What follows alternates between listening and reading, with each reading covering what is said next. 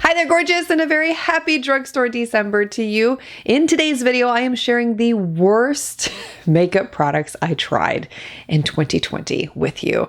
It's not a very long list, but just want to let you know also that I'm working on the best of 2020 video after this one today. That list is a little bit longer by comparison, and it will be published tomorrow. So if you happen to be watching this in the future and that video has already gone live, I'll have it linked for you below in the description box. But let's talk about the ooh, oh my gosh, and what the heck did I just put on my face? Because that's literally what I felt like saying when I tried out all the products I'm getting ready to share with you here. The first one that was just awful that I tried in the beginning of 2020 is the Maybelline Nudes of New York eyeshadow palette. I talked to some people who really loved this palette. I did not have a good experience with it. The eyeshadows went on really well. At first, you don't notice anything wrong with it at all. It's after you've worn the eyeshadows all day long is when you start to see the fading, the muddying, the creasing. My gosh, Maybelline eyeshadows are usually really good, and I've never had any issues with any of their singles. And really, not even the palettes. Like, I have some palettes from Maybelline that I really love, but this one was just, I don't know what they did differently with it. It was terrible. I also felt like the eyeshadows were a bit too similar in color in that palette. It had the same problem that a lot of Urban Decay eyeshadow palettes have. When you stick solely to one palette when it comes to Urban Decay and you use it for an entire look, you can end up with a lot of the shades looking the same on the eyes, and that's what the Maybelline palette did. It's not my favorite of 2020. The other product, another product I should say, that I tried in 2020 that was just wow. The Covergirl Clean Fresh Skin Milk Foundation. This is a dewy foundation. It's not going to be one that's fully matte. And I was aware of that when I used it. When I try out dewy finish foundations, being an oily girl, I don't go into them with the expectation that I'm going to look completely matte. Like, I already know that. But what happened with this foundation was that it wore off. It transferred horribly. It moved around the face. It didn't even apply that well. It looked uneven on the skin. It was one of the worst foundations I've ever used, ever tried. So let's not even talk about the dewy factor about it. It was just a horrible formula in general. Actually, that whole line was. I think every product I tried from that CoverGirl Clean Fresh line, there was only maybe like one or two products that really stood out to me, but most everything was just, what in the world? But that's always been the thing with me and CoverGirl. It's a hit and a miss. There's not really, from what I've experienced, been true consistency across the brand. Some products are really good, others are just really awful, and you just never know what you're gonna get. Wet n Wild's Breakup Proof Eyeliner. This was one when I first purchased it, I thought it was a gel eyeliner, and then when I got it home, I realized it was an actual pencil eyeliner, and so I went with it, just used it, and it was really hard. It was not creamy at all. It wasn't soft. It was difficult to apply. It was almost as if it had been sitting on the shelf for far too long and it got dried out. That was what I experienced with it. And it wasn't just me either, because there were a lot of people who were saying the same thing when I first talked about it. And I even had a friend, hi Frances, if you're watching, who went and purchased it.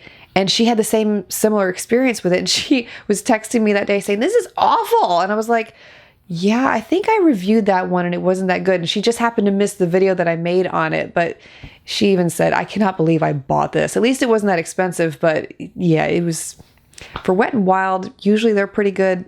This was a fail. Winky Lux. I had not tried anything from this brand prior to 2020. And then I had a lot of questions about this brand when they started popping up in Target stores. So I tried their full coverage concealer. And it's a really thick, pigmented concealer, so you really don't need much for the initial application of it. It does a beautiful job of coverage, and if you stopped right there and you took it off, you'd be so happy with it, but that's not what we do with makeup. And after wearing this one all day, it wore away underneath my eyes. It looked horrible. I mean, I just remember my under eye area looking the worst it ever has at the end of the day, and for being a more expensive drugstore concealer, because it is, it's one of those brands that marks their stuff up like Pixie Cosmetics, you would expect really excellent quality, but that was not the case. Maybelline's Cheek Heat blushes. And these are cream-based blush products, and they have a real dewy finish to them. When you first apply them, they're pretty good. They look okay. But after you wear them throughout the day, they fade and you can't even tell that you applied anything to your face. So really not happy to see that. And there were a lot of other cream blushes that I tried in 2020. I have several videos on them that were exceptional and far exceeded my expectations. So I feel like when I come across a product like the Maybelline Cheek Heat and how bad that was, it's so nice to know that there are exceptional cream blushes out there so that you can spot the ones that are not so great. Almay. I did a whole video on Almay this past year, and I went and tried a lot of stuff from them because I hadn't tried anything from them in a long time. And Almay used to be my brand. That was the one drugstore makeup brand that I started out using when I first got into makeup. This is pre-YouTube days, and I loved everything that they had. But I feel like they have changed so much since those early years. And we're talking maybe, I don't know, 12, 15 years ago. And I tried out these eyeshadow quads from them this past year. It's a brick of eyeshadow that has 4 different colors in it. And it's basically just one shade. That's all you get. And it's supposed to be different finishes around the brick. And I didn't experience that. The pigment was terrible. And especially after having come from using those trio eyeshadows that they initially came out for the different color eyes, the color enhancer eyeshadows, those were amazing quality. So to go from those to these was like, what were you thinking, Almay? I don't know. Something got lost in translation with Almay, and I was so disappointed in basically every product that I tried from them this year, with the exception of one, which will be in my best of video. But yeah. The next product that I want to share with you that was really bad in 2020 is the Hard Candy Max Pout Plumping Serum. This is one of those plumping products for the lips. It's supposed to give you a lip injection type look. And I did a before and after in one review with this product, and I truly did not see a difference with it. There was a little bit of tingling involved, and you could feel like something was working, but truly, I mean, honestly, I have to ask you, do you really think that these products even really work? I really wonder if there is one out there that actually does work, because I feel like every single one that I've ever tried doesn't really do anything. NYX had a concealer that they came out with. I want to say it was in 2020. If not, forgive me. But it was the one called Born to Glow, and it was a rather radiant concealer. While I was expecting for it to be a more luminous concealer, it did not last at all underneath my eyes. The initial coverage was really good, but the lasting power, the longevity of it, it just fell apart, and it looked pretty terrible underneath my eyes. And it was not one that I would ever feel comfortable recommending to another person. It didn't hang in there at all. It just was all around very disappointing. Color Story. If you've been in Target, then you more than likely have seen these eyeshadow palettes from this brand. And I'd seen them several times, never really gave them much thought. And then when I was in Target this past year, I said, let me get a couple of these to try out. So I picked up the Karma one and the one called Bright Blooms. They swatch really well, but when you apply them, they are a little difficult to apply. The eyeshadows were not consistent across the palettes. Some were really good, some were not so good.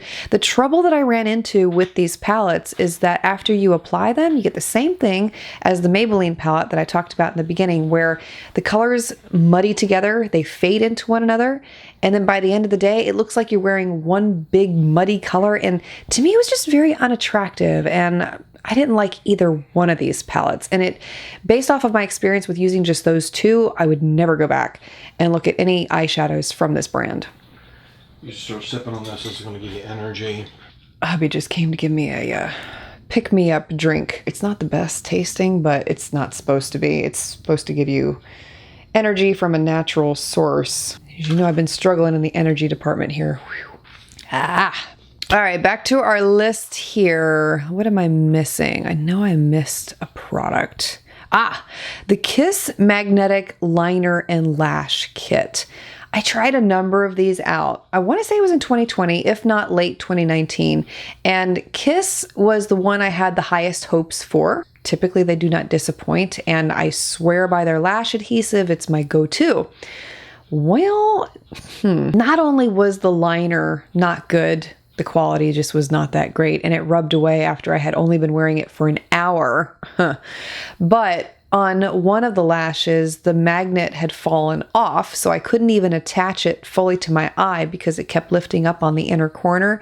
And then by the end of the day, after I had been wearing the lashes all day, on the other eye, the magnet came off onto the liner and stuck to it, which then I'm thinking, oh my gosh, what if that would have gotten into my eye? I know that that was a very personal experience, but the fact that the quality with it was that bad, especially for something that I'm putting around my eyes, that just was not one that I could ever recommend to anyone. And the quality outside of that little magnet coming off and sticking to my eye just was not that great. The Pacifica Liquid Eyeliner Pen. This was another one. It's another Target brand. When you go in there, you see a lot of Pacifica stuff. That's at least the only place that I've ever really seen them. And this was not that great of a product because, again, you first apply it and you think, oh my gosh, this is really good because it's excellent in pigment and you don't have any trouble in the application. But then after you've been wearing it, it completely disappears on the inner corner. It's just gone. And I mean, a big chunk of it is gone too, and it flakes everywhere, which was absolutely awful. And then it smudged. I had a wing on in the wear test that I did with it. It smudged all over the wing. How? I don't know. It's very rare that I get an eyeliner that will smudge on the wing, but this one did. And so let me know what some of your worst makeup finds were this past year. Did you try anything out that just really threw you for a loop? Or did you try anything out that you had really high expectations for and you were really disappointed by? Would love to hear your feedback on this topic. And again, if you would like to see the best of 2020 makeup version, that video will be going live tomorrow. I'm getting ready to film that one next. And I have a lot of really excellent finds. I mean, again, I do this every year where I write them all out and then I have to edit the list down a little bit. I tried not to do that because I know last time I did that, a lot of you said, I want to see all of them. So I'm going to include all of them. So it may be a little bit of a longer video, but nonetheless, a lot of excellent choices for you there. So thank you so much for being here, for taking the time to watch today. I hope you have a wonderful rest of your day. And I look forward to seeing you again tomorrow for another video in Drugstore December.